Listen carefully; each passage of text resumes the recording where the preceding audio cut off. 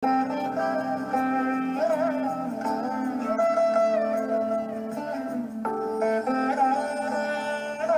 morning.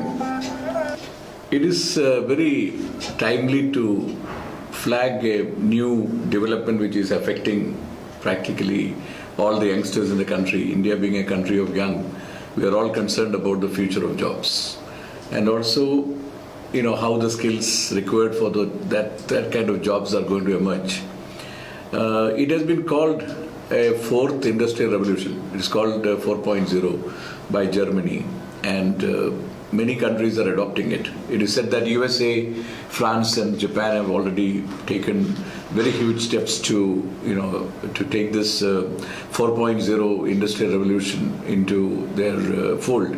And probably the policy changes and the political changes which we saw in USA and recently what was seen in UK and what was probably feared in France are all indicative of also this complexity which is emerging in the manufacturing industry. Some people call it industrial internet, and the kind of technologies which are underlying this change is said to be automation, robotics, Internet of Things, artificial intelligence and additive manufacturing. Now, seamlessly the cyber and physical worlds are emerging as a seamless entity. So between the virtual and the physical, there is no difference now. It is becoming more and more convergent. And this 4.0 industrial revolution is a clear indication that the countries like India, or even what has been predicted, the BRICS countries in general, are really fearful of this particular trend, because this takes the jobs away from the kind of geographical supremacy which was seen in low-cost countries to those jobs migrating back to developed nations. And this is a big threat which is being seen. And we examine a bit of how these are affecting our industry, and more importantly, why creativity and innovation are somewhat isolated from this kind of an activity. This is the whole idea that as the industrial 4.0 revolution unravels, the level of automation threat for different industries have been rated by a very interesting report which has come in. I don't know how many of our viewers have seen this report. It's called The Future of Employment and How Susceptible Are Jobs to Computerization. The famous report by Carl Benedict Frey and Michael Osborne. Normally people refer to it as Osborne report. Very interestingly, if you look at the probability of computerization and automation affecting various industries are listed in this from lowest probability down to the highest probability in terms of automation and computerization. So you will find that, for example, choreographers, it is very low probability, 0.004, or set and exhibit designers, it is 0.0055, and training and development managers, and civil engineers, architects, and interestingly, fashion designers, 0.021, and interior designers, 0.022, craft artists, 0.035, and landscape architects, 0.045, floral designers, 0.047, and it goes on. And on the other spectrum, the high end of computerization or automation which will happen are also listed, and that is very scary when we look at our own industry of apparel. For example, textile knitting and weaving machine setters, operators and tenders, they have been rated as 0.73 in probability in terms of it becoming automated and the labor displacement happen. Pressers, textile, garment and related materials, 0.81 with very high probability. And tailors, dressmakers and custom sewers, 0.84. Sewing machine setters, operators, tenders, etc., 0.86. And cutting and slicing machine setters, operators, etc., 0.86. And it goes on to say that these are really high level of possibility of getting displaced by automation, robotics, and various other revolutions which are happening. So what we need to look at is, it is very interesting that this book published by Prentice-Hall, called Garment Exports Winning Strategies. It was a 1997 book. It was published in 1997. The research before that happened between 1994 and 94. Practically the research got over, and the book took time to write, and it was published in 1997.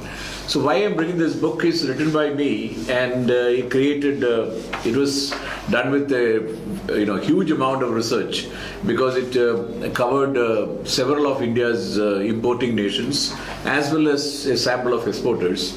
And it looked at all the major items which India used to export.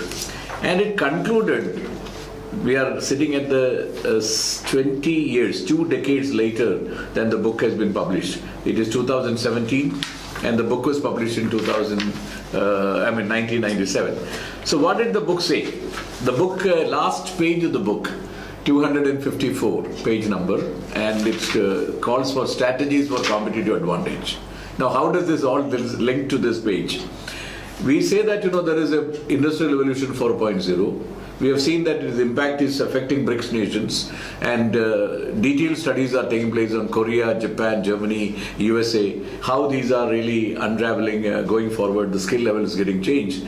And we have seen the automation, robotics, and advanced manufacturing, which are affecting, the probability of getting affected is being listed. And we have seen that the area of creativity and innovation are somewhat very less likely to get affected in the short term. It is probably even the medium term.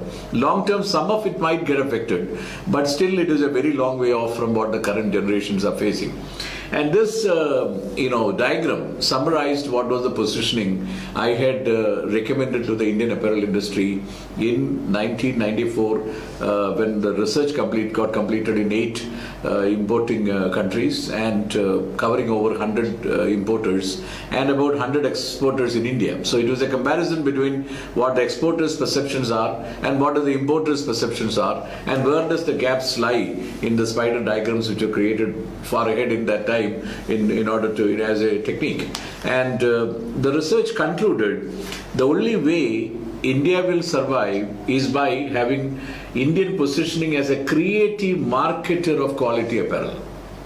I didn't even say it should be a full manufacturer of quality apparel, but I said that it should be design, delivery, service related to creative marketer of quality of apparel. And it was projected how it can be done. And it strengthens this argument, because we have created a very large export manufacturing industry, and some of it recently I am told that, for example, Shahi exports almost 10% of a large retailer total manufacturing in the country is now done by Shahi Exports, which was only an export manufacturer earlier. And many of the Indian exporters are beginning to supply to the domestic large-scale retailers who are looking for manufacturing capacity. And they are not yet promoting any brands. They are just suppliers to other retailers who are becoming very large in the country. And in the countries abroad where they were supplying for other well-known labels and brands. And hardly any one of them really understood the marketing of garments abroad in terms of positioning them in retail store and promoting their labels. It is not that there has been no impact. And in fact, the previous book of mine, the apparel, effectiveness of export marketing of apparel, did deal with some of the successful brands which were promoted by certain companies in India, in UK and Germany, which included Sorel and few brands like that. But unfortunately, these experiments were few and far between, and it did not fructify. What I am surprised today is that this whole book tried to tell that between 1997 to 2005, when quotas were going away, the premium which was there already in the pricing, because of the premium which India was paying to the manufacturers as quota premium, was going to disappear, and then the margins will be under pressure, and low cost is not going to be a long-term competitive advantage, and therefore becoming a creative manufacturer or creative marketer of quality apparel in terms of production and the focus on design needs to be brought in was said so early. Unfortunately, I don't think many of the people have listened to this advice, and you can see that we have been struggling at 16.7 billion US dollars, or this year probably will cross 17.1 billion. Where Bangladesh, for example, which is about 32 billion, and Vietnam probably, which has already crossed 21 billion, are far ahead of the game now, with China's exports crossing about 179 billion dollars. So we are just about 10% of China's total exports.